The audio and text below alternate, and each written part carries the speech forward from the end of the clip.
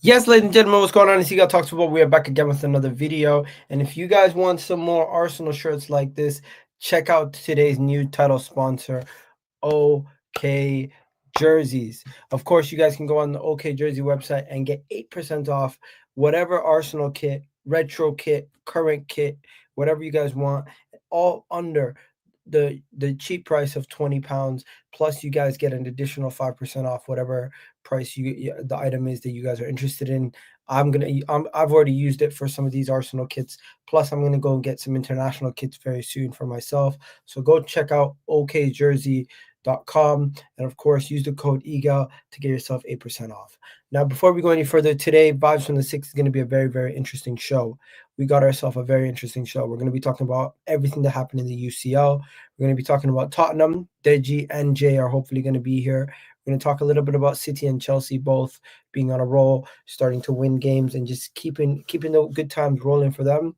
Liverpool drama. Liverpool won their game, but there is some drama with Mo Salah changing his profile picture and everything else. And overall, we just got to talk about the upcoming games in the Premier League. So yeah, please hit that like button, please hit that subscribe button, and let's get this show started.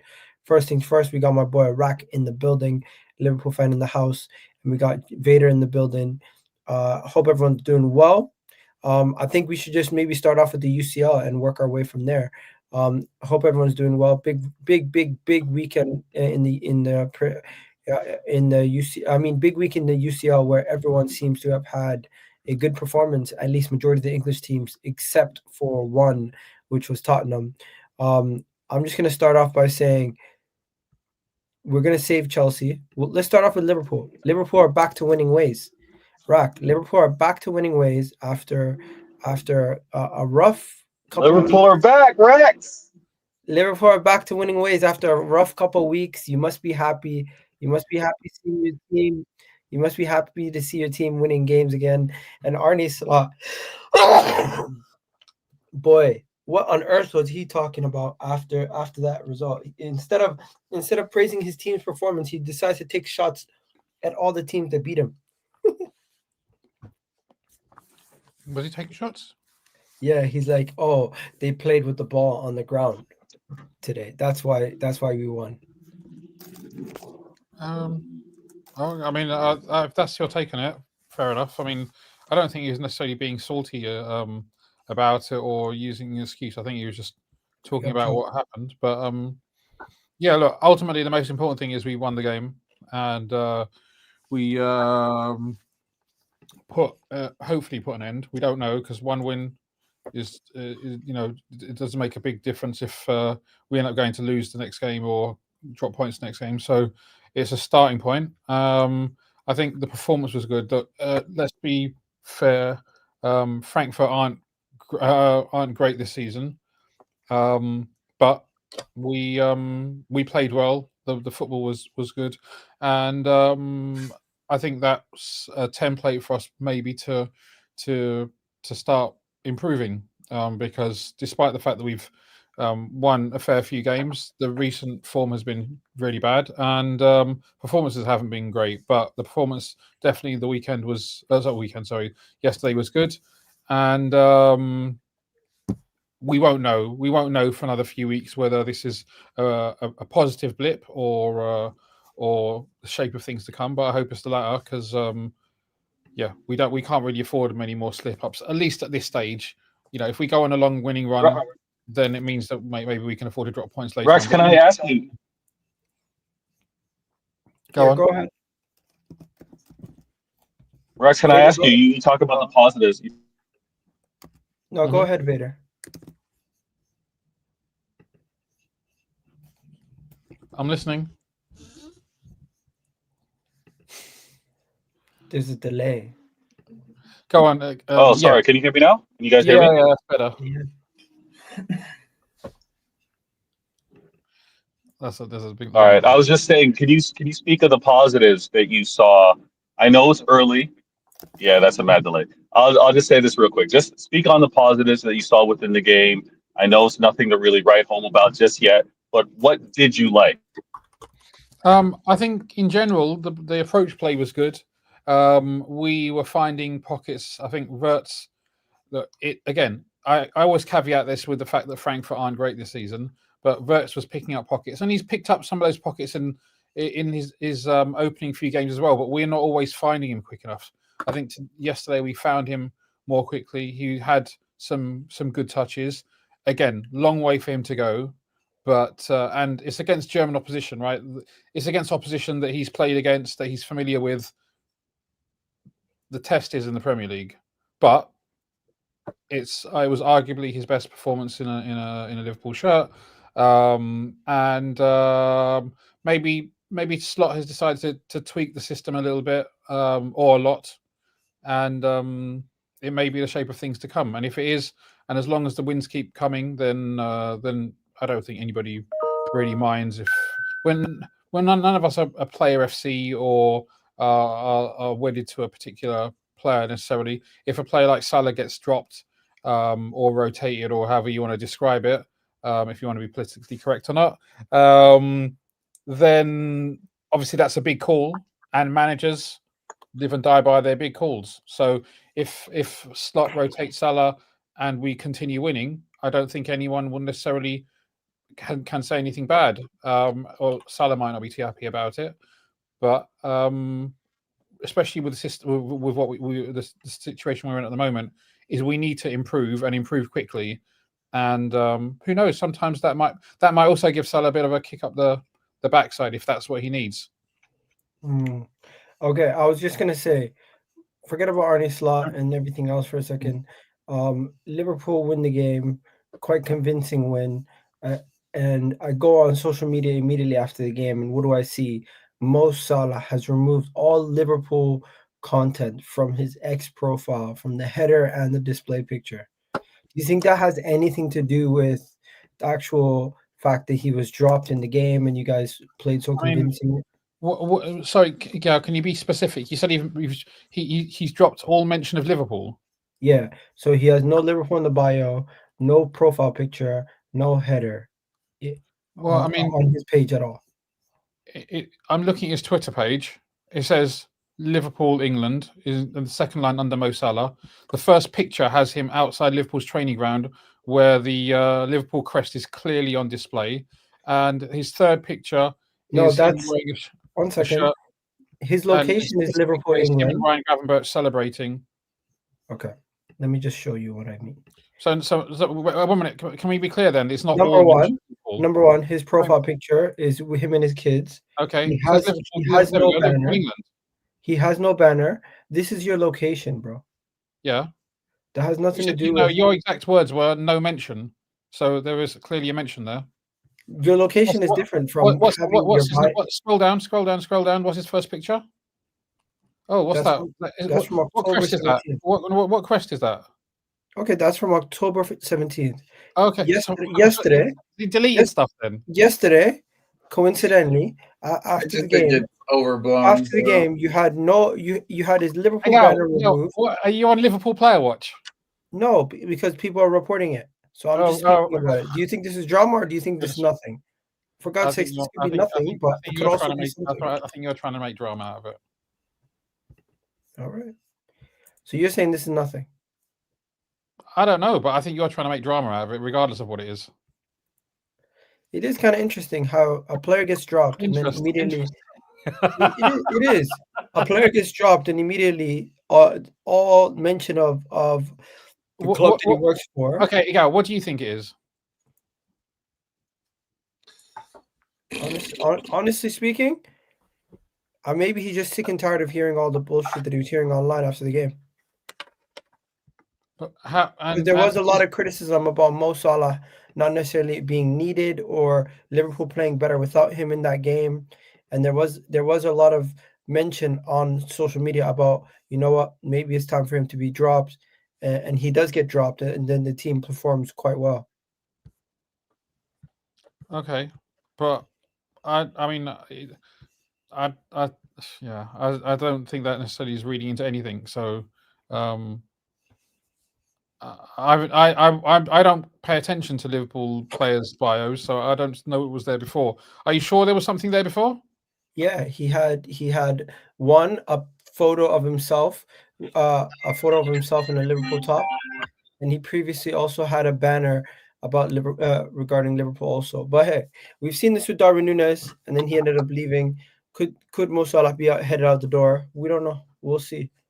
Right now, it's just. I mean, he only has a 2-year contract, so like heading out the door after a year, it's not really like this. Oh, he's leaving. Yeah, he's leaving. He was only on a 2-year contract.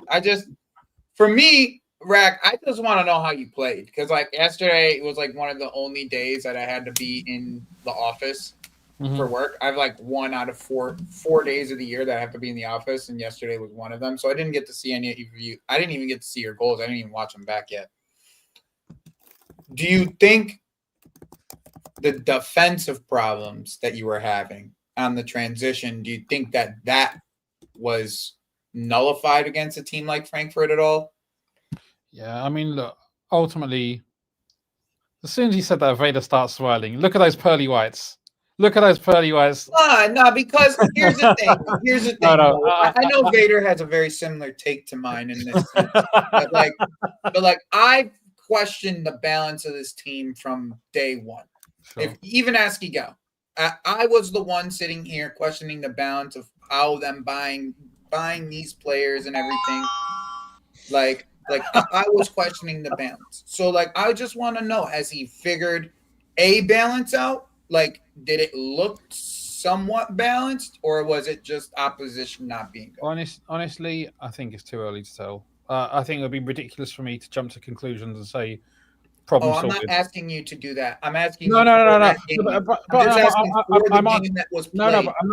not saying that. I'm not suggesting that's what you're suggesting that I'm thinking. I think that we need to see more. We need to see more. I'm not going to say. I don't think it would be reasonable for me to even suggest that that. I feel like that's dancing around the question. I'm asking about the Frankfurt game. I'm not asking about are you going to be balanced for the rest of the season. I'm just asking about the Frankfurt. Okay, if you just want to say the Frankfurt game, sure. But the thing is, it doesn't really matter to me about one game. I like that. So I appreciate the question, but the question, the Rax, I got you. There's not that much point. Rax, I got you. In a sense, I disagree because if there's signs of being able to balance the team out, then you can take those values and take those propositions into your next game. And this is where we're at. Rax, I got you. Rax, I'm asking, did you find some type of balance between your midfield and your defense? Because you went down 1-0. That's the only thing I saw. I saw the score line. Yeah. You went down 1-0. So was that like you guys weren't playing well? Was there a disconnection? Rax, you're under pressure. You're under pressure. Pass it to me. All right, you can't deal with the press right now. You're taking it. I'm not passing it. You're the one who's taking it. What are you talking about? I see you struggling. I'm doing Van Dyke. I'm delegating right now. The whole thing right now is Rax. Rax did see a change, right? He mentioned players being dropped or rotated. Sorry, I just got here like 4 minutes. Yeah. No. This is why. So there was a change, and I think there was more balance because Slot changed what he's been doing, but the hesitation that you're hearing in Rax's voice, the reason why he's got to drink what he's drinking to clear his throat, is he can't put much vote in it right now until he sees it in the Prem. So he did see it. He did see some changes, but for consistency to be like, for the momentum, which is the question you're asking, can this carry on? He's being like, I saw some balance. I saw some changes, but let me see it in the Prem. And again, to be honest, I mean, I could be shameless and say that Wirtz only looked good because he went back to Germany, right? Wirtz only looked good because he played against a familiar opponent. Wirtz only looked good because Ekitike, who was over there, wasn't there, so they were a weakened team. But he did play well. See, where me and most people differ. We're on the Wirtz thing already. For me and where most people differ on this Liverpool team is that people think that they have this extreme offensive problem, that they're for some reason not capable of scoring goals. In my opinion, it's a defensive control problem. Okay, in past times, just last year, they were more willing to press people. Did they press people in this last game? I don't think you're Like- unique in identifying that as the problem. I don't think, because we have got some of the best attackers in the Premier League. We got some, and by default, some of the best attackers in the world. So I don't think anybody really is saying that we've got an offensive problem. Whether we have struggling to score goals, I think by the end of the season we'll be scoring goals for fun. I think the question is, as you've alluded to, and as most people have questioned, is our ability to control games and our ability to stop or prevent opportunities occurring. Okay, at least we're on the same page then. Well, one second, Rack. I just want to know: do you think you're going to Yes, play the please, same? in the league. Do you think you're going to play the same system that you guys played against Frankfurt in the next game? If I'm not mistaken, you guys played a 4-4-2, right? Yeah. I don't know. I think it's worth another try. Brentford is going to be a tough place to go. Again, Vader, this is I'm taking a leaf out of Vader's book here. He always likes to big up the opposition, especially before a game. You know, Vader, they're strong at set pieces. They're a competent team. They've been coached very well. You know, it's going to be a tough place to go. But I back my boys to do well. No. I understand you back your boys, but do you think you're going to play a similar way, or do you think you change it? And also, for the people who didn't watch your game, how would you say the midfield four was being played? Would you say it's more of a diamond? Would you say it was a flat midfield four? How would you describe it? I think the main thing was that we weren't getting outnumbered. There was certainly more caution in terms of having numbers back when we needed to. To be fair, like Bradley and Robertson, I thought he gave us something that Gyökeres hasn't given us. He gave us a little bit of balance. And he's obviously played the position a lot more. Like, don't get me wrong, even though Gyökeres has been a bit up and down, I still think Gyökeres is going to be the person going forward. But Robertson, when he first joined the club, for the first 6 months, he didn't play. And everyone was saying, why have we bought this bum from Hull? So it may be a question, and maybe you could consider it to be rose-tinted spectacles or Liverpool-tinted spectacles. That may be the reason why it takes a bit of adaptation time. But this is why I say I'm not going to jump to any conclusions after one game. I need to see more, and we'll see. I mean, all jokes aside, Brentford is not an easy place to go. They're not doing so well this season, but what's your score prediction? I think we'll win. I think we'll win 2-1. I'd be very worried if I was Liverpool in this game because of the set pieces that you've been conceding. That Brentford are that's what they do. If they can do anything, that's what they can do. Their manager is their former set piece coach, right? Yeah, so, exactly. If there's one thing that they can do is long throws and corners is one thing that they can do. So I'd be very worried in those scenarios specifically, but outside of that, you probably will handle them pretty easily. Hey, we'll see. We'll see. Right now, anybody think Liverpool could drop points to this team? You, Egal? Oh, you probably do. Personally, I haven't looked too deep into the Brentford team versus Liverpool. Let me see what they're. I mean, it's really just Igor and longs in set pieces. That's what they're. No, you know what? Points. I'm never gonna get my hopes up for Brentford to beat Liverpool ever again. I think it's just gonna be a situation where it's just gonna be Liverpool back to winning ways. They have their confidence back, and they're gonna go into this game away versus Brentford, probably concede, but still have enough to win, maybe 2-1. Yeah, that's how I see it as well. Yeah. I'm looking more at the individual performances for Liverpool, see if they can start getting Isak firing, if they can integrate Isak's injured from what I heard. Is he?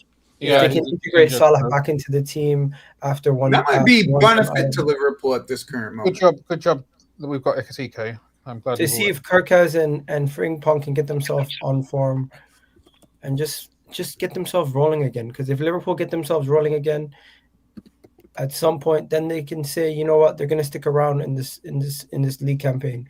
If it continues to go the way it has been going, then it'll just continue. They'll continue to try to figure it out on the fly. It just goes to show you that calling a manager checkbook manager doesn't necessarily. There's a lot more to just signing quality players. You need to make them work. And I think Pep gets a lot of criticism for being a checkbook manager. But hey, It looks like it's not as easy. He is still doesn't matter. That's okay. It's not as easy. Anyways, let's get to Man City quickly. Vader, your boys Manchester City won 2-0. What's going on? Rock, you gotta go? Say again? Rock, you gotta go? Yeah, I'm going to shoot off. I'll try and be back. No worries, bro. You right. have a good one.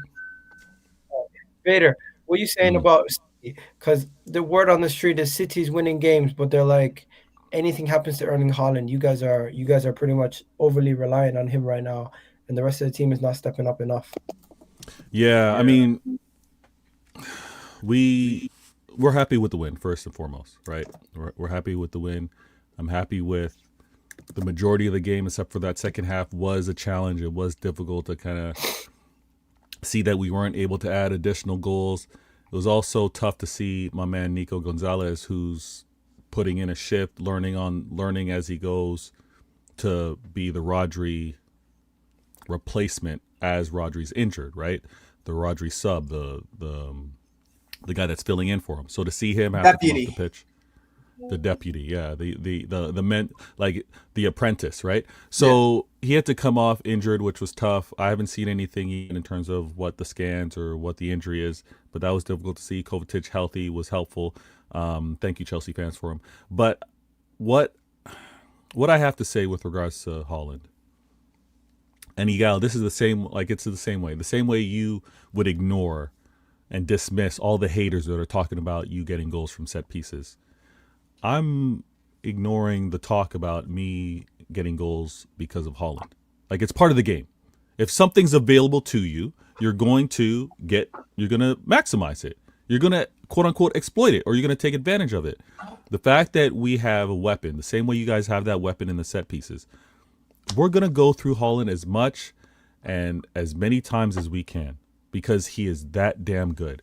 And the goal scoring that he's outputting right now really should have everyone at City look for him first. Look for him first. If it's available, great. If it's not, okay, we got other options. We got other people. Yes, their score tallies aren't high, but everyone's shown that they can score, whether it's in the Prem or in the UCL.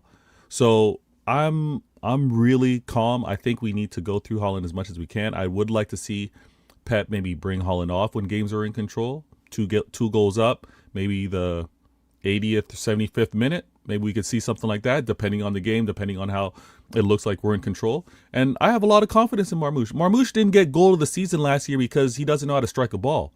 And he wasn't sought after the way we were or many other clubs were when he was doing his thing in Bundesliga because he's a slouch. So he's back healthy, fantastic. Shirky seems to always look up for Haaland, and I think that would be a great combination. We'll see how he can work with Marmoush. But all cool. Let me stay chill. Let me stay healthy. Unfortunately, Nico Gonzalez got hurt. And again, it's Liverpool. How bad is the injury? Yeah, that was what I was gonna ask. He came off under his own power, but when you're kind of ginger, you don't want to put weight on the foot. Mm-hmm. So I'm not sure what it is. And if anything, if he's out for 3-4 weeks, that's concerning because we don't have a true 6 to actually cover outside for that. Him and you know what I mean? Then you're back to Kovacic 6, right? Yeah, exactly. So then that's a matter of Kovacic trying to play the role. Does Pep then try to do a double pivot, maybe with Bernardo holding his hand a little bit? I don't know, but that's a short midfield. Yeah, especially defensively. Defensively. I just have one thing about this whole Haaland FC. There's one manager, and that. By the way, I hate Pep with a passion. My whole family's Real Madrid fans, so just kind of like a thing. Okay. I hate Pep with a passion, but I respect the man very much so. Yeah. As a tactical mind myself, and someone who looks at tactics very much so. I respect the man hugely. If there's one manager that can manage without a striker, it's that fucking guy. Yeah. Excuse my language, but it's that guy. That can he's won leagues without a striker. No, but that's not the point. The point is Erling Haaland has scored like 80% of City's goals. Yeah, but that's just catering to who you have. That's all that is. That's catering to your strengths. That's what that is. Yo, let me add to this. No, but hold on. Egal, one second. I think you can look at it that way, all right? Or you can look at the striker position accounts for 80% of City's goals. So do we want to dismiss and say if we had another striker in that role, maybe not to the same efficiency, but I think the goals get scored on or those looks get looked at when you have the next 9 involved. And that's why I said I'm happy with Marmoush coming back, because I think we do cater to the 9, not necessarily, it's Haaland. It's the 9 that produces these goals. If I'm a City fan, I'm more worried about, even if Haaland leaves, they have enough attacking talent in other spots for them for goals to be able. Nobody's saying Haaland's going to leave. I'm saying an injury and then that. I'm more worried about the Rodri situation if I'm a City fan. Yeah. I'm more worried about how do we manage this, especially now that Nico's gone. Like, how do we actually manage this? Because the whole idea of Nico Gonzalez, from my understanding, right, is to build him up so he can actually be one of these players that could be a Rodri. Because Rodri wasn't Rodri when he got to City. So it's to build him up, give him game time to build him up. This is just a step. This is like a drawback in his development for getting injured if he's injured for a long time. Absolutely. So that's the biggest problem, in my opinion, for City. This whole Haaland FC thing, who cares? No, it's a great talking point. He's going to score goals. He's going to keep scoring freaking goals. Yeah. I'm cool with the Rodri FC talk. The rest, basically, people are just saying the rest of the team has to step up because. Yeah. I mean, but that's normal in a City. Haaland is off form. They normally do. If Haaland's off form or injured, the rest of the team would have to pick up the weight. And I don't see why it's a controversial take to say at this moment in time, their best player and one of the best players across Europe at scoring goals. Potentially, if he misses any specific time, that they're going to struggle. And I don't think it's an agenda-driven point. Same applies to majority teams. When they have their best player missing, they're going to drop. That's black and white too. Like, that doesn't mean they can't win games if they in that manner. They just have to adjust the way that they're playing. Because at this current moment, they're playing to Haaland's strengths, and it's very nice to see because I know that he's a player that has had to adjust to City for so long. For the last 2 years, he's had to adjust to how City play and how City want to move. Now everyone's adjusting to Erling. Everyone is around. It's around Erling now. It's not around what the Kevin De Bruyne can do. It's not around what the wingers are capable of. It's around getting the ball to the guy, and he's the guy. Let's talk about this weekend. Real quick though. Aston Villa team that is a bogey team for you guys lately. They've been able to get 2 wins back to back in the league against City, when at their ground.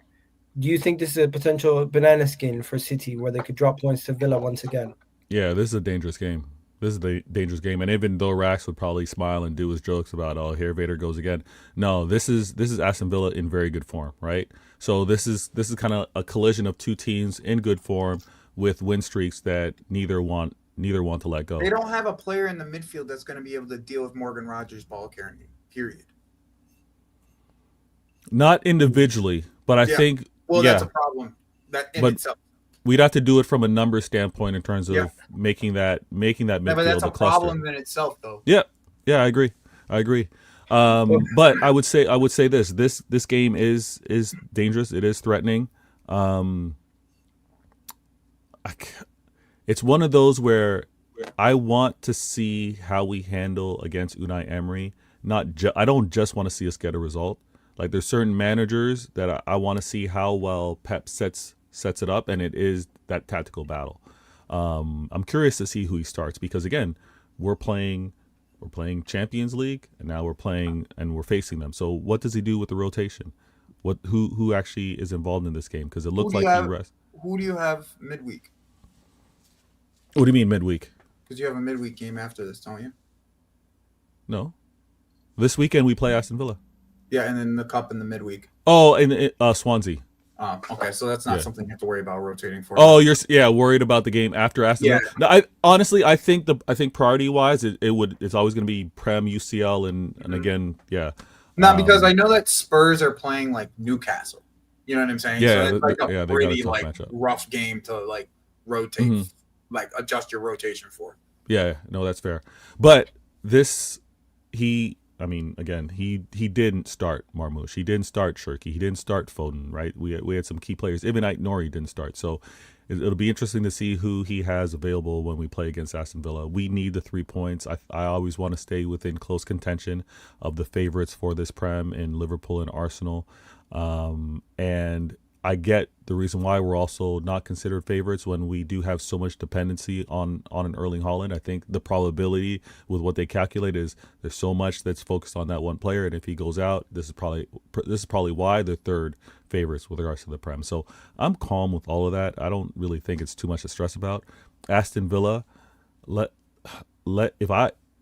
I'll be ecstatic if we come out of there with a clean sheet, because then I'm like, okay, I'm getting more confidence with system defense. Not best center back pairing, not best defense period, but the defense and the midfield, all of us working together and having a good defense is what I want to see. If we leave there with a clean sheet, I'm gassed. When is that game? Is that Sunday?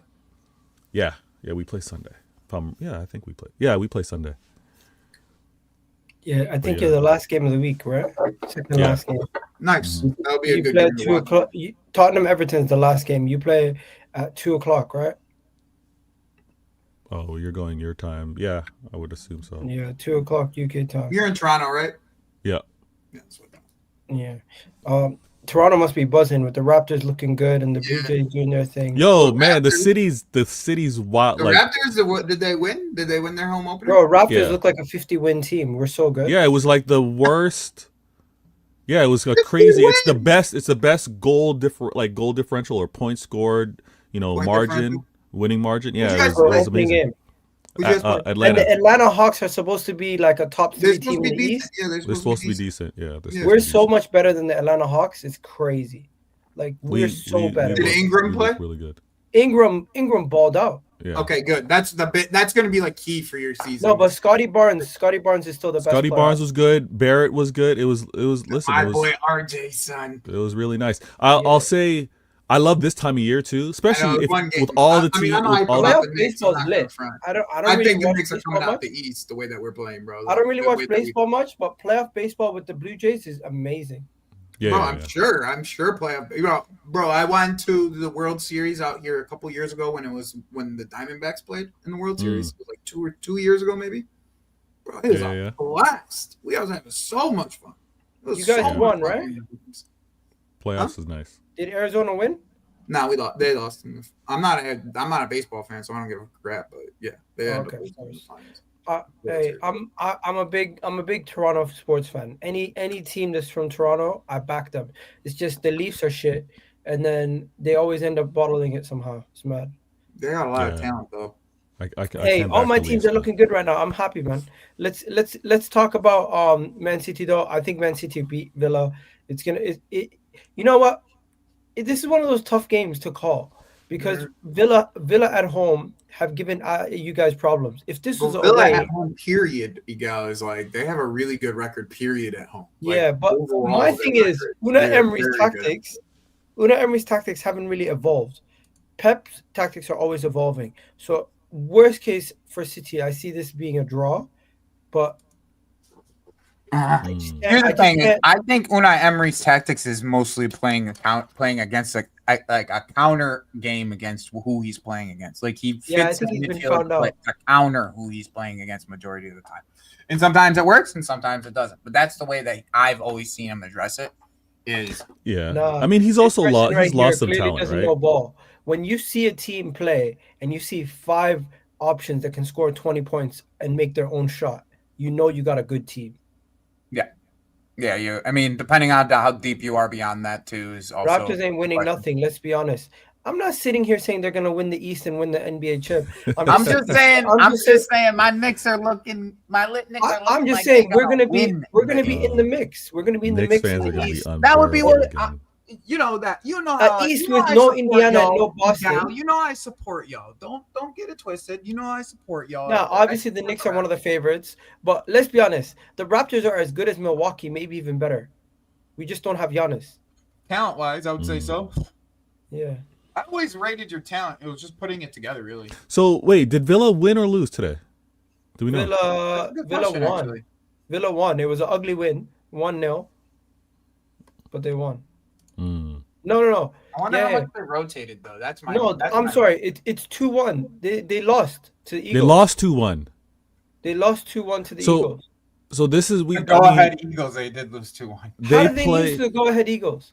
I mean, I they don't had know. more. They had more shots, more everything on target. Just They rotated. They brought in Sancho and some other guy. That's what I was gonna say. I want to look to see who Nah, they didn't- Unai they decided to played- start. They changed the Sancho whole in the midfield. They brought in Onana, Bendia, Borreger. Did he start weak Garden. and get stronger in The the whole game? back line: Lindelof, Mings, Let me see what Torres. happened. So they Madsen. scored early, and then they got scored on twice in the second half, or at the end of the first half, and then And it was an own goal that cost them the loss.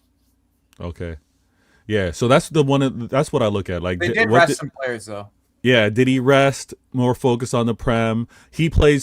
Obviously, played today. Plays Sunday. I mean, we he played. brought some of the players on. Like he brought Morgan Rogers on. He brought John McGinn on, which he Yeah, but played that was like every season. 60th minute trying to chase the game and win. Yeah. Yeah. I mean, we do have an extra day's rest. I mean, we played Tuesday. I mean, both of us play on Sunday. So I don't know. Let's go after it. I would be really happy. Oh, Palace to lost win. too. Yeah, we're gonna talk about that in a second. Before we get on to Palace, I'm gonna save Tottenham for when Jay and Deji join. Jay and Deji are gonna join Okay. us any moment now. Do you guys want to spend a quick second to speak about Newcastle? Newcastle destroyed Benfica. And Why don't we just you talk recently- about Chelsea right now? You recently played Benfica. We're You just recently skipping all played these other teams. I'm sitting right here. Why don't we just No, talk about we're going to talk about Chelsea, I promise. I just wanted to quickly glance over this. For Newcastle to go and destroy Benfica 3-0, are you shocked? You played them recently. Nah. They're a good team. Nah, Benfica are terrible, bro. Yeah? Yeah, they're awful.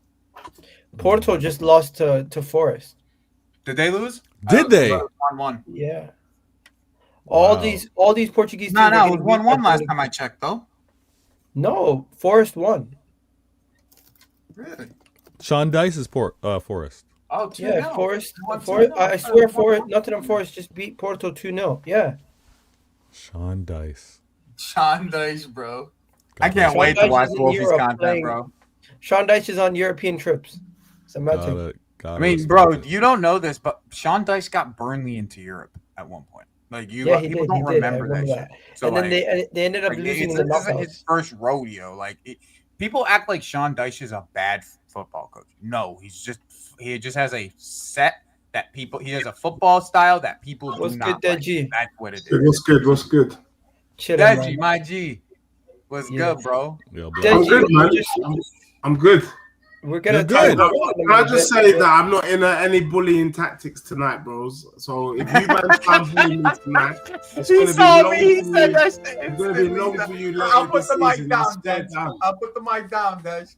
I'll put the mic down. All right, I all right. promise. You know I'll what? put the mic Let's down. let's quickly Deji, we're just waiting for Jay before we start talking about Spurs. But last time I was on a show with Deji, he was talking about Arsenal and Tottenham being on the same level. Since then, Arsenal have pretty much won every single game in all comps, and we just beat Atletico Madrid 4-0. Even you have to admit, bro, Arsenal's on a roll right now.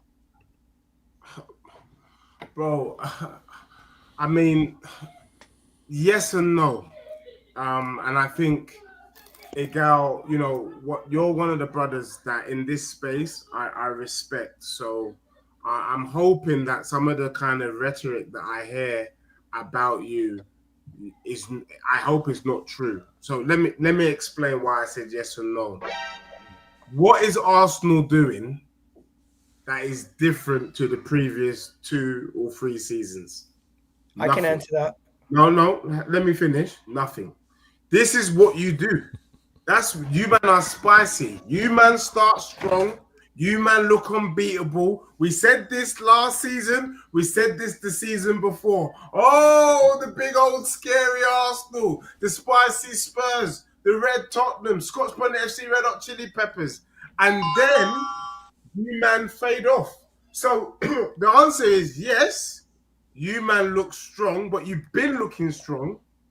Do you get what I'm saying? But no, because there's nothing that you've done that is for you to shake your bum. And let me say these 2 things. I told you last season and the season before that I do not rate teams in Europe. There's only 5 teams in Europe that I rate: Madrid, Barca, PSG, Bayern Munich, Inter Milan. But we all know that Europe as a whole is pretty crap. I've been saying this, and a lot of people there, you're delusional. La Liga's the best. Shut your mouth. We can see La Liga ain't the best. Look how Arsenal popped Atletico Madrid 4-0. I weren't surprised. I weren't surprised when you beat Madrid. And then finally, we know that Arsenal can beat Newcastle. We know they can beat City. We know they can beat Liverpool. We know all that crap. The question is, can they beat the minnows? Now, I don't know about you, Egal, but I wasn't convinced by your victory against Fulham on the weekend. Let's be real. It was a fortunate win. Do you get what I'm saying? What was fortunate? Fulham could have got a draw. They had zero threat. Don't do that. No, statistically, they had zero threat. You see, bro, did you do A-level maths?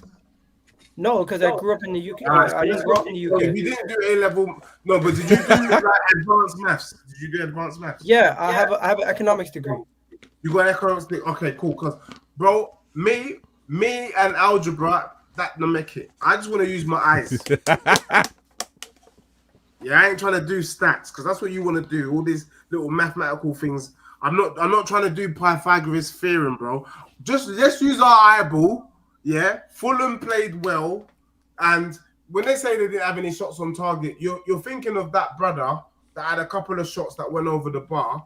Yeah, Calafiori got in his way, but those were opportunities.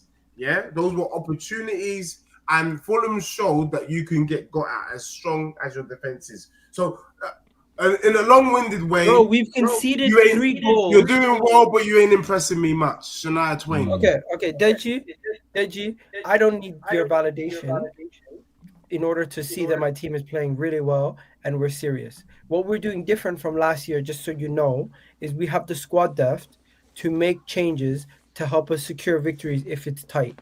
In the past, we didn't have our starters from the last couple of years are now on the bench to come on and make a difference. You see Trossard making a difference. You see Martinelli making a difference. You see some of these guys coming off the bench making a difference. We also still have one of the most solid defenses in the world. We've conceded 3 goals in 12 games. 3 goals in 12 games. Tell me something new. Crazy. We have center backs in our team who have more goal involvements than goals conceded this season. Tell me something new. That's the level. That is something new. That is not normal. I ain't new, bro. Gabriel scored like eight headers last season, though.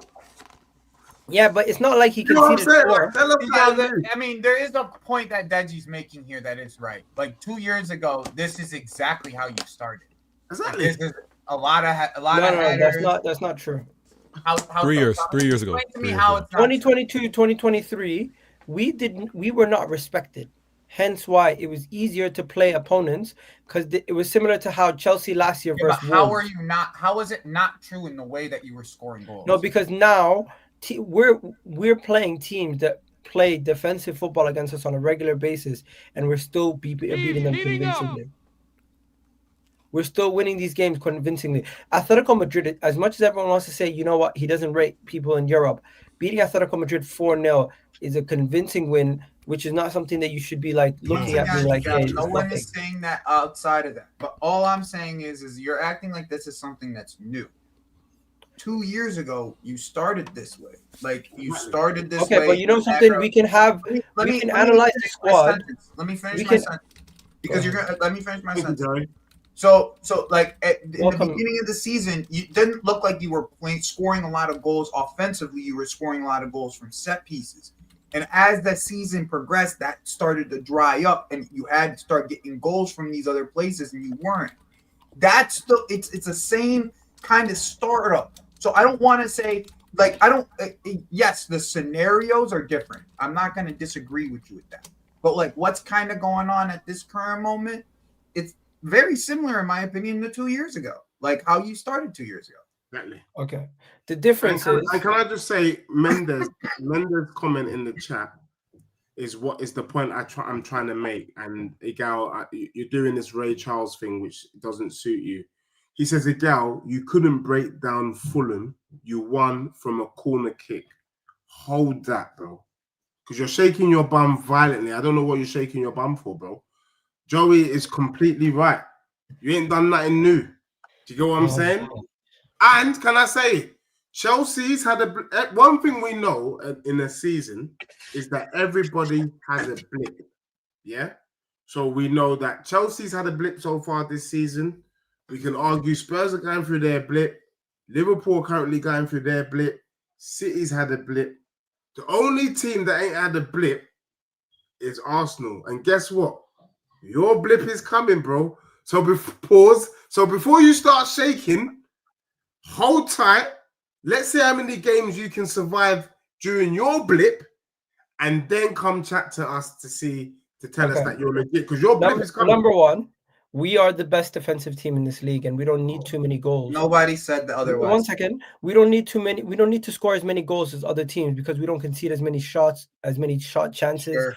And I do think it's a little bit disingenuous from Deji to talk about blips when Arsenal were getting written off after losing to Liverpool and dropping points to City.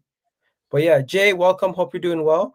We're currently on the Arsenal set piece time, discussing everything around Arsenal. I personally think at this point, when are people going to acknowledge that this is how we win games and it is effective? It's a different way. No, it's not once the same again, way bro. Is it effective enough to win you a title? Is the real question. And the yeah, thing but is, we won't know that till May, will we? But Egal, the proof is in the pudding that it's not. Essentially speaking, like I don't disagree with you. I think the boys have got they're being a bit, like you say, disingenuous, but the core of their point is fair. Like over the last 2 seasons, like it's the law of diminishing returns. So you look at the game against Fulham, yeah, you win through the set piece. No issue with that whatsoever. But then it goes to another game that say you don't score a set piece in another game. Yeah. Like if you're not, it's one of those things where it's like you think you'd be hoping that Arsenal have got enough in the team, in the squad now, that in those games that you don't score a set piece, you score a goal a different way. But we don't know if you're definitively going to be able to do that, because even now, United set piece, yeah, Newcastle set piece, Fulham set piece. So these games that you're winning via set pieces, no issue with you winning them. But it's just if you're going to turn around and then be like, this definitely is going to continue, I'm like, well, the argument then will be, if it doesn't continue, would you win those games? And that's where we're at in terms of Arsenal. We know you're a good team. Yeah. We're just like, we've got 2 years of evidence that when the set pieces dry up towards the back end of the season, you guys can't get it done. I'm not saying you won't not get it done. I'm just saying that all of these criticisms. Let's go through a hypothetical for a second. Okay. Does the set pieces, do you think that your team plays as well, or does your team score as many set pieces without Gabriel? Calafiori, Timber. I'm asking you a question. Do they score as many set pieces without Gabriel? We've scored 4 goals from set pieces with Gabriel and another 8 without him this season. So yes. Okay. That's fair. If that's what you think, then it could potentially. Even when he was injured last season, we still scored set pieces.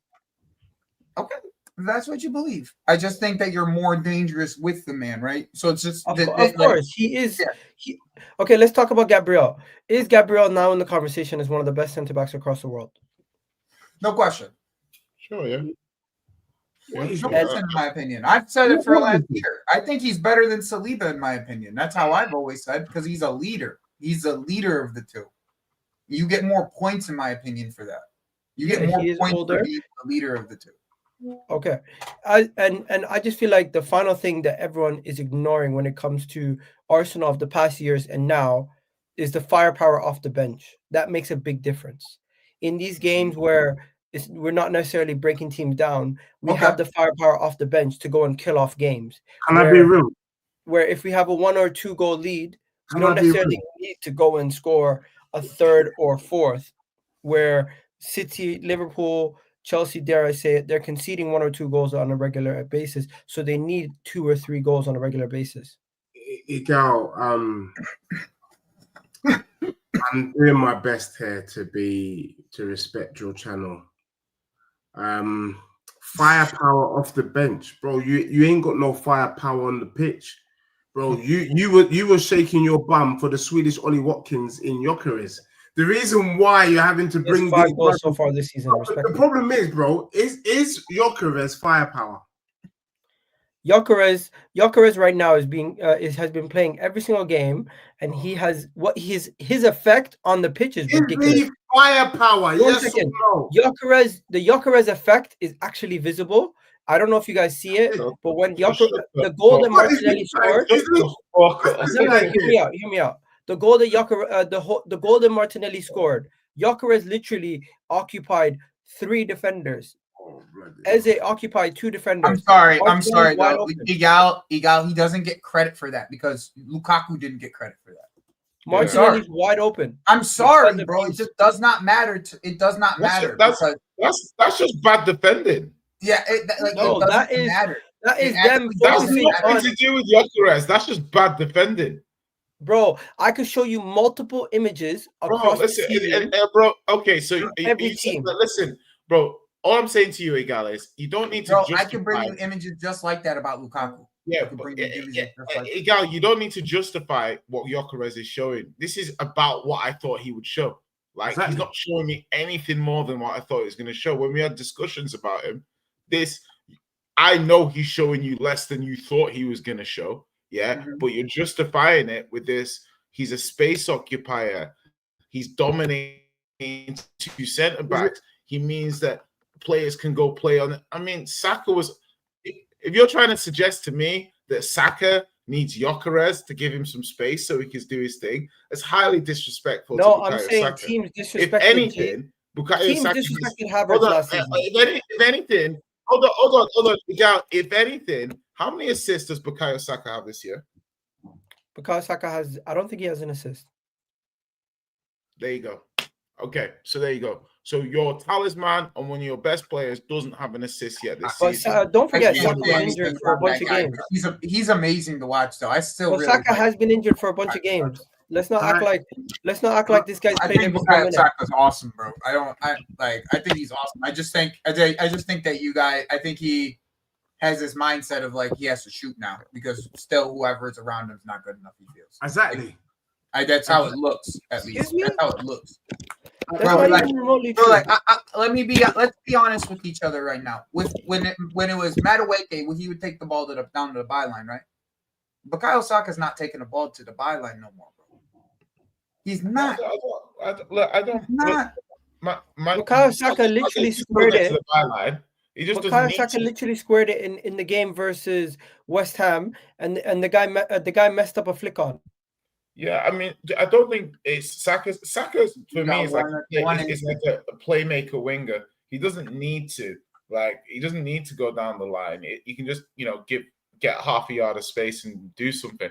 I'm not worried about Saka not getting an assist. I still think he's top. Yeah, I think he's quality, bro. Right wingers. Do you know what I mean? It's not really an issue. I'm just merely saying to you, if you want to say, it's like. I just don't think he trusts who's around him that much. That's all. Well, I mean, he trusts. I'm confused. I don't know. When I watch him, bro. When I watch him, bro, I see a shoot first player most of the time. Like that's where, in my mind, I see a shoot first player. Like he'll use his overlap for a pass, but like he's looking for his own shot. In my opinion, that's the way I see him play. Majority of the time is he's looking for his own shot. Like if he's making passes, it's secondary. Like that's secondary to him. That's just my opinion about him now. I mean, Jay referred to the Swedish Ollie Watkins as a space occupier, and I would go a step further and call him an astronaut. And legitly, I want to ask the question now because I said before the season started, when you lot were shaking your bum, I said, shout out to everyone. Let me say it. I said Gyökeres would do well to get 15 Premier League goals. And the amount of disgust that I received, the amount of hate chat.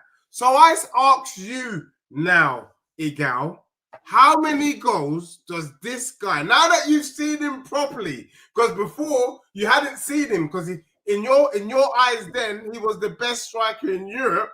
When we were telling you, us lot was telling you he's not all that. Now that you've seen the truth and we know he's an astronaut, how many goals do you think he's going to score this season? I'm still confident he's going to score at least 15 to 20 goals in the league. That was my 15 original or bet. closer to 15 or closer to 20. Exactly. Anywhere between 17. I would say 17. Nah, closer to 15 or closer to 20. No, I would say 17 or This more. guy was saying. You were saying 20 plus goals before. Yeah. No, because he's definitely going to score. He's definitely going to score in the region of 20 to 25 all comps. I Bro, don't we think wanted that's a Premier debate. League. He already has 5 goals. We're For not the rest doing of the all season. comp because we know Europe is crap. We're not doing it all. Oh, comp. Europe is crap. Why could it? We're not even going to go there. We're going to talk about that in a bit. But right now, I feel like you guys, I don't think that's ridiculous. 20, I would say 20 I don't to think you're 25 wrong that he gets easily to 20 in all across comps. all competitions. Maybe even but I pushing think 30. there's going to be games where he's stat There's packed. I don't think come the end of the year you're gonna even be uttering him in the same breath as Solanke or some of these other guys you're talking about. Okay. Don't forget Gyökeres in the league does he has score more goals than Atletico? Atletico has 5 goals. Gyökeres has 5 goals. Okay, so In we're the on the Prem. same. We're on. I mean, So Premier League goals there was you go. just I'm giving 3. you the opportunity to give you an even exchange on this. Does he score? Okay, more what about goals João than- Pedro? How many goals does João Pedro have? Why He do you has 2 change the goals. question? You see how I changed the question? You changed the question. João Pedro ain't gonna play 9. Didn't you just notice? He subbed off Mark Yu to play him at the 10. He's gonna play 10. We gonna talk about Chelsea. We can talk about. What Chelsea. about the other signing, Sesko? I asked you a question. Does he score more goals than Hugo Ekitike? Yes, he does, because Ekitike has That's to worry all I about. wanted to ask. You wanted to change it to João Pedro. You wanted to change the question. Well, that's a totally different question. All right. Shout out to everyone who's joined us from Wolfie's channel. Shout out for the redirect. Really do appreciate it. I can see Sean Dyche has you guys in a good mood. Finally, Arsenal played Crystal Palace. I'm Crystal glad Palace just we lost. didn't have to play Sean Dyche. That's all I'm saying. No, I'm I'm glad we saying didn't shout have out to play Sean Dyche. Dyche. I wasn't dissing. I freaking hate that guy. Whenever I've had to play, whenever Chelsea has to play a team that Sean Dyche coaches, it's always a freaking pain in the dick. He's so glad set up we well got to play him. defensively. Always. By the way, Arsenal play Palace before we go on to the final 2 games, which is Chelsea and we're going to talk about Tottenham also. Arsenal play Palace. I think this is going to be one of those games where Palace are just playing in Europe. Arsenal pretty much haven't played since the Atletico Madrid game on Tuesday. They're going to have much more tired legs. I think we beat them quite easily on Sunday at 2:00. I think I'm that's gonna a go tough game, bro. I'm gonna go 3-0 Arsenal. No, not like that. I think Not like that, bro. Yeah, I think Palace lost tonight. They rotated the team quite a lot. So no, they only took out 3 players. No, Wharton was on the bench. Like they Who else? The key players. Like I saw when they rotated, there was like 5 players on the bench. Nah, bro. I spoke to Palace fans. They told me I they mean, only we could took out see. 3. We could go and check right now. Like it's not stuff that They only took out 3 players. I'm looking it up. Give me a sec. Let me pull it up. I got it right here. Mateta did play. Sarr did play, but he came off. Okay. So from their starting 11, yeah, I mean that's pretty much. Yeah, no, fair enough. That's a stronger team than I thought. No, fair. Yeah, you're right. That's a strong team. Yeah, that's pretty strong. Maybe you could say the 2 midfielders and one of the defenders. That's it. The 2 midfielders. No, and the the 2 midfielders and the defender. Yeah, you're right. No, that's a strong team. No, fair enough. No, yeah, fair enough. I think Palace will be game though. I think did they not play well? It looks like they didn't. They played decently. And they brought on Adam Wharton. They brought on Eddie Nketiah and some other guys. They lost the game 1-0. Go to the stats real quick. They dominated. They just couldn't get the goal. I think it's a draw. I think Palace is a really good team, bro. Mm-hmm. We're at home. Don't forget that. Well balanced team. They're not. I think it's 2-1. Too many crazy injuries. I think Palace can go there and get a 1-0, bro. Oh, don't even be surprised, mate. I actually wouldn't be surprised if they did, just because of how well drilled they are. I really no, but you also have to remember Palace started dropping points and losing games now. They've lost to Everton, they lost today, and they drew to Bournemouth. Their great start is now over. It could just continue. I mean, to spiral. you say that, right? But they scored 4 goals against Bournemouth. Like what? They scored. Mateta scored 3. like it wasn't like they played bad. That was the best football game all season. If you didn't watch that yeah, game. but you know what? Arsenal games are not going to be chaotic. Best football game I watched all season from Premier League. Bournemouth versus Palace was the best game. But Arsenal games are not going to be that chaotic. There's not going to be multiple penalties at the end of the game. There's not going to be constant back and forth where you're going to be. Now, bro, because Mateta's a problem. Have you seen Gabriel and Saliba? I know, but yeah, you do like that's fine. But Mateta is a problem. He is not something you just take lightly going into any game. He is a problem to deal with. I respect Mateta. I have him on my fantasy team. I'm putting him on the bench on this weekend. It's fair. It's fair. Right? I think this is a game where Martinelli starts, and Martinelli and Saka are going to be doing some work tracking back to stop Munez and Mitchell. I think that defensively, we're going to have a game plan. We're not going to be tactically undone like Arne Slot's Liverpool did from Crystal Palace. I do think it's going to be a situation where Oliver Glasner is a highly rated manager, and I rate him. Do you go invincible the rest of the season, Egal? Do you go invincible the rest of the season, Egal? No, we don't go invincible the rest of the season. There's going to be points where we drop points, but at this moment in time, I don't think Palace, coming off coming off a couple of days rest with after losing in Europe, is going to come to our ground and beat us, or get a draw. Okay. But hey, I beg to differ. Jay, you're cool. Sorry, Joe, you're cool if we finish off with Chelsea. We'll start with Spurs now, since we got the 2 Spurs boys here. I only have 15 more minutes before my show, though. So. Okay, let's go to you then. Chelsea beat Ajax quite easily, man. Well, how is it so simple for you guys, even with all your injuries? Respect to you. Well, Ajax are awful, and I told people that before we played them. People were trying to convince themselves Ajax was going to get a draw. Like, Ajax has the second worst. Before this game, they had the second worst goal differential in the entire Champions League. Like, people don't look at these things. Like, they don't actually know what's going on around world football. They just expect, just because Ajax is a name, that they're going to play good football and they're going to play you well. Well, that's not the case right now. And Ajax is just not that great. We played a bunch of teenagers. We played a Conference League team. That's what we played. We played our Conference League team. And we spanked them. Fair. All right. What about this weekend? What do you think? I'm very happy that he played Mark Yu up top and then he took him off at halftime, because that means that he's going to play João Pedro on the 10, which is something that I've been asking for. I think João Pedro needs to be playing off of a player, especially with these teams that are playing back fives. It makes it tough for João Pedro to play a striker. He just doesn't fit.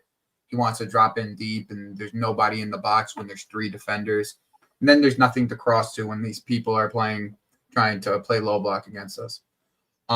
Most of our main players got rest. Esteval, keep going. I just want to see the kid keep playing. Do your thing, play football, Jogo Benito style. Don't think about football. Don't think about whatever's going on. Play football. Don't think. Play football. That's what I want him to do. Just keep playing football the way that he is, free. And don't change that. That's what I want from him. Don't change who you are in the way that you're playing football. Keep going the way that you're going. Things are gonna hit the moon for you. Just gotta keep going. So this is another game for him to start, in my opinion. I think Esteval should definitely start, but I think Neto will definitely start in this game. I think Neto will, because he didn't play at all. He didn't play at all midweek, and it'll be like a Gu. Enzo starts probably again. Enzo starts. Yeah, because I took him off at halftime. Fairs. All right, quick. I think the most impressive thing about Chelsea right now is that they continue to just keep it rolling with all the injuries. You have a ridiculous injury list, and you're still getting results. So fair play to you. Sunderland is going to be tough, but at home you should get the win. I think we have a role to play in this season. this season. I think everyone's sleeping on us. I don't think we're going to win the title, but I think we're going to be some title. I think we have the potential to be title spoilers for a bunch of you guys, and for you guys to have a rough day against us when we run up against you. And Liverpool already saw it, so we'll see like against these big teams. We play Man City next, right? We play Tottenham next. Actually, that's our next big game is against Tottenham. Hey, you know what? Good segue. Good segue to Tottenham then. I don't think there's too much to be said about Chelsea. Everything's just going well. Tottenham, we need to gather, guys. What the hell's going on at Tottenham? You guys started off very well, and right now, no banter. Your attack kind of looked really poor versus Monaco, ineffective at times, and a lot of Tottenham fans I see online questioning what the manager is doing. Well, do you want me to go first, Deji, and I'll pass you the baton? Yes, please, Jay. You're the QC in this. All right. So the thing is let's get a few things clear. We are very boring to watch. We are very, very boring. I think I was watching Walking Dead. Like, you know, I'm not gonna stress that. Thing is, we're 2 months in, right? And the thing that people should understand about the team, when I slow down and try and break it down, is Spurs have lost Son, Kulu, Maddison, Solanke from the team last season. Yeah, like from players that were regular starters, all out the team. Yeah. So not only that, that's like 40, 50 goals. That's like 40, 50 goals out the team. Poof. Yeah, GA. Now you've got unproven young players up front. You got Muani, who's just fit, Richarlison. You know, the manager's got to try and get the most out of what we're doing here. I think Spurs are a 5th to 7th place team, 5th to 8th place team. We're in those spots at the moment. You'll have an amount of variance. It's just not very exciting. You know, we're giving up chances. But, you know, if you look at this game that we played just then, you know, was it no Romero? You know, obviously none of those players. We think, like, it takes time. You know, I remember when Arsenal sacked Emery, and the logic was that you would just go up dramatically in the league. The league is just, at the moment, yeah, it's kind of boring. It's just, there's a lot of teams that are playing 50-50 football, dual football. You know, the way Frank wants to play, it's a little boring. It's a little pragmatic. It's not the most exciting, but manager needs time. It's, you know, we're unbeaten in Europe, whether people like it or not. Yeah, man, it was just it wasn't a great, it was a poor performance at times. It was okay at times, but it was pretty poor. I don't know. Vicario saved us. It's not good, but like Villa game, we shouldn't have lost. It was just a boring game, but we shouldn't have lost the game. Like, there's no way that Villa should have beat us. So we'll take it on the chin. The one thing I'll say that's worrying is, if you were to say to me, like, Wolves, Bournemouth, if you said Wolves, Bournemouth, and Villa at home, and we'd only have 1 point, that would worry me. But on the flip side, we have the best away record in the league. So, you know, it is what it is. So you're not too bothered? It's not that I'm not bothered. It's just, it's been 2 months. Like, how annoyed can you be after 2 months? Like, you could just be, it's a little frustrating. It's a little boring. Like, there's not much else I can really do. I'm not frank out. I'm not even that annoyed at the manager. I'm like, he's going to set the team up the way he wants to set the team up. If I look at Arteta, Eddie Howe, Emery, all these guys, they start being stable, and then the football comes a little bit later. Do you know what I mean? So we'll see how it goes. Deji, what are you saying?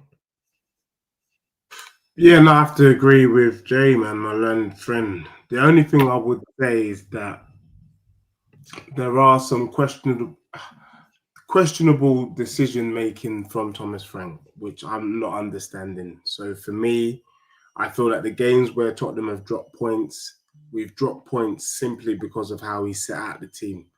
had he set out the team the right way, I think we would have batted them up. I think if he had started Javi Simmons in the 10 against Brighton, I think we win that game. I think if he had started Jed Spence instead of Udogie, Brighton, Wolves, I think we win those games. But I think the thing that disappoints me is that our best player in the summer, pre-season, and at the start of this season, Pap Sarr, doesn't even get a sniff in the starting lineup, and I'm not understanding why. Not understanding why how Bergwijn is being picked ahead of him, and we are seeing a team that really can't really string some passes together. We needed a left-sided attacker. We don't have one.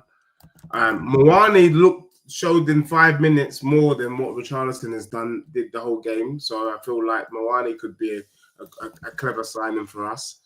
And I think, Vicario had a good game yesterday, but generally speaking, Vicario is not good enough for me.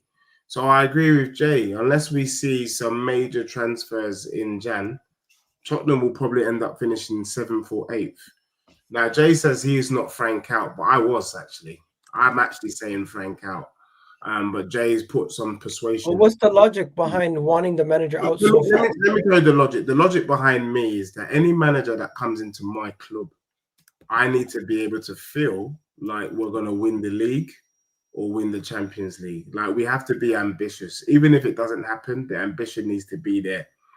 When I'm looking at Frank, who I wasn't excited about at the beginning, I'm looking at a Tottenham team that would be around what Jay said, 7th, 8th. And I'm not sure, even with the players, based on the style of play, based on the structure, we would do more, we would do better, you know? And so because of that, I'm like, why waste time? Why waste time if all we are going to be is some mediocre mid-table team? I'm not here for that. I ain't got time to waste. So unless I see improvement in terms of Frank's team selection, like, somebody tell me why Matthias Tell is starting against Aston Villa. Like, I need to understand the logic behind that. He deserved it. Like, so my rebuttal to this, Deji, is threefold. Yeah, three points to come back. Yeah. One, I'll start with Tell. Tell deserved the start because he scored in the last game. He scored on international duty. He deserved an opportunity to go again. Now Moani's fit. He didn't take his opportunity. He's going to drop down the rankings. No issue with that. With regards to how Spurs play, you can see when we pass the ball around and this like that, Frank likes to progress the ball down the wings. Yeah? Right. So the thing is, if you look at our left-hand side progression, when Udogie doesn't play, it's not really there, right? Yeah. Yeah. So if you only progress the ball down the wings and one of your wings is suboptimal, doesn't work properly, it means that everything has to go down the right. And if the player who plays on the right has a bad game, you've really got nothing. Yeah. Right? That's the manager trying to keep that two-man in the middle to protect the back line, which, don't forget, had no Romero. So what we're trying to do is we're giving up chances like this, even with a protected back line.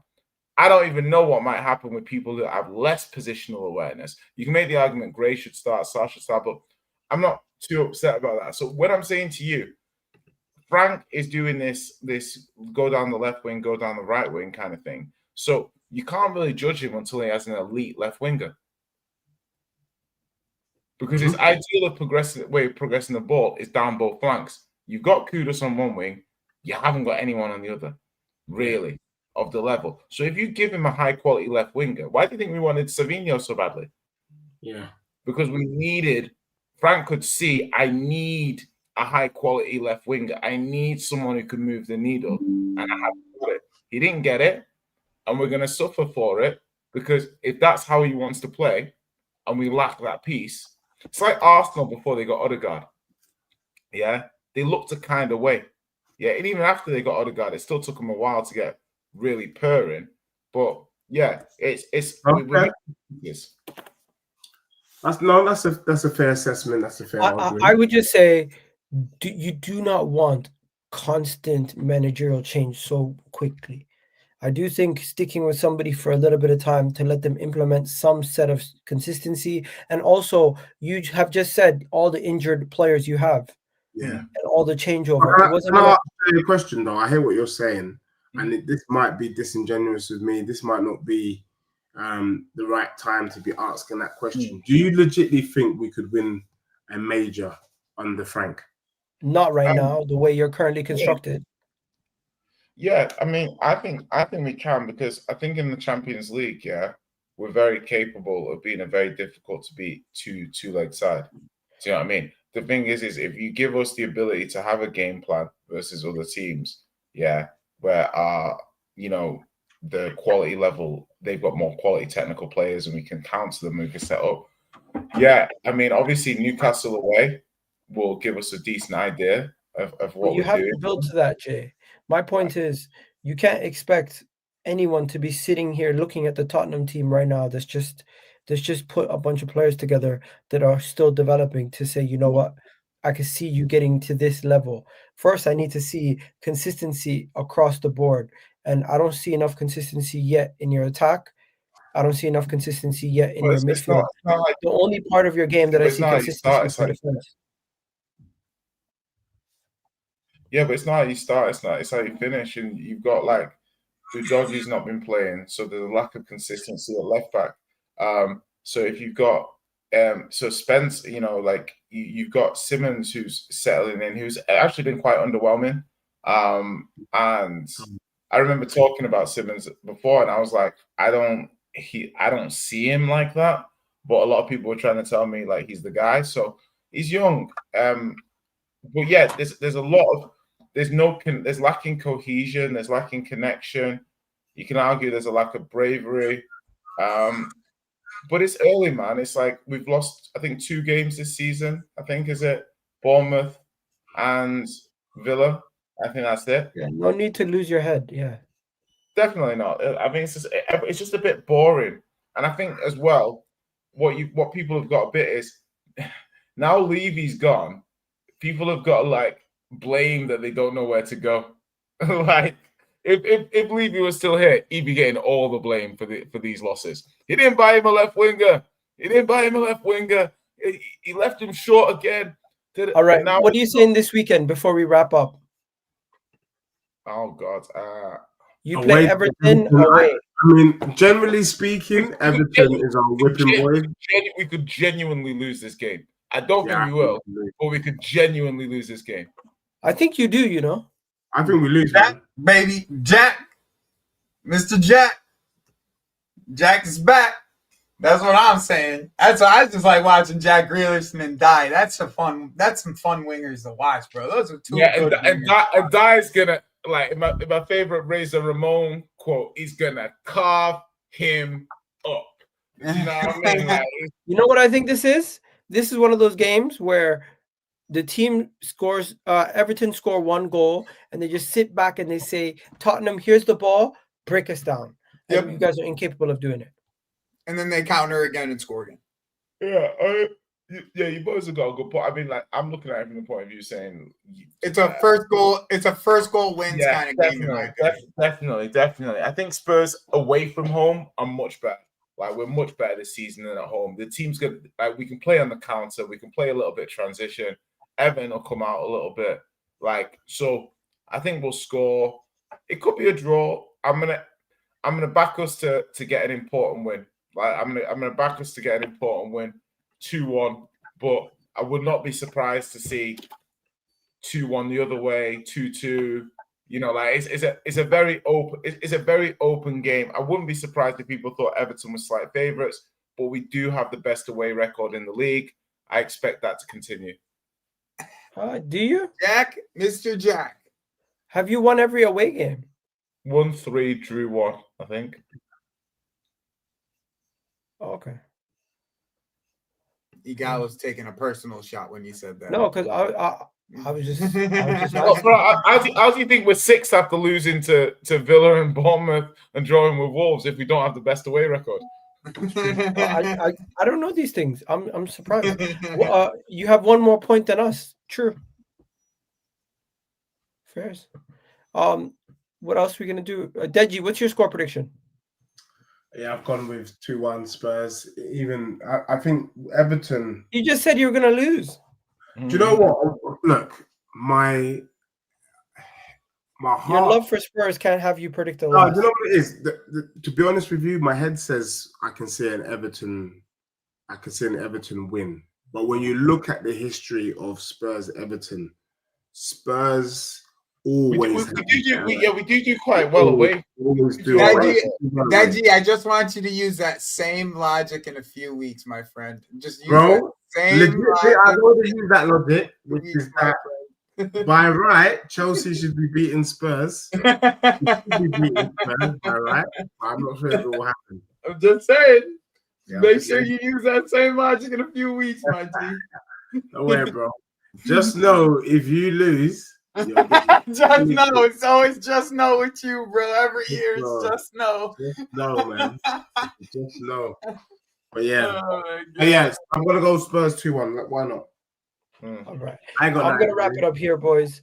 We're gonna end off the show. Yeah. Thank you, Deji, for making a guest appearance. Big up Jay, Vader, Joe, what do you call it, Rack, and everyone else who was supposed to come that couldn't make it. Shout out to all you guys. We're gonna be back tomorrow with Wolfie and of course Rich, which is the what do you call it, Crystal Palace fans. So stay tuned for that 4:00 tomorrow.